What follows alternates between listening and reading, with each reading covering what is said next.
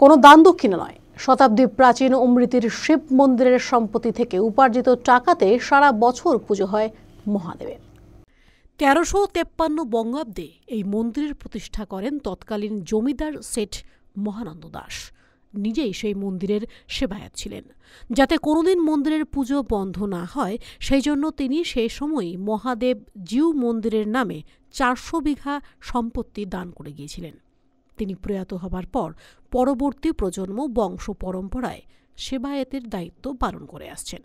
কিন্তু পরিবারের কাউকে টাকা খরচ করতে হয় না এই মন্দিরের পুজো বা মন্দির সংস্কারের জন্য। মন্দিরের সম্পত্তি থেকেই উপার্জিত টাকায় পুজো হয়ে আসছে। প্রতি বছর শিবরাত্রি উপলক্ষে বিশাল মেলা বসে মন্দির প্রাঙ্গণে।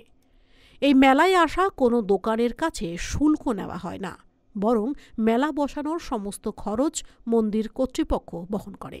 মানিকচকের গঙ্গার ঘাট থেকে জল নিয়ে এসে এই মন্দিরে ঢালেন ভক্তরা। প্রাচীনকাল থেকেই এই রীতি মেনে চলে আসছে প্রত্যেকেই। আপনার 1353 সালে প্রতিষ্ঠিত এবং ভিড়টা হয় আপনার শিবযাত্রী পুরো নামে লক্ষ লক্ষ লোকের সমাবেশ।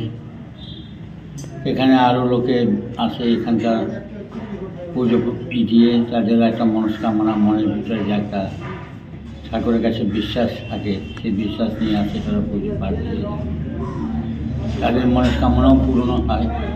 যার জন্য এখানে অতীত ভিড় হয়।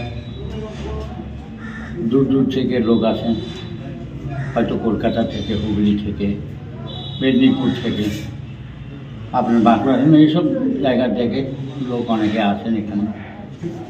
আর সবসময় মোটামুটি ভিড় হতেই থাকে। মালদা টুডে।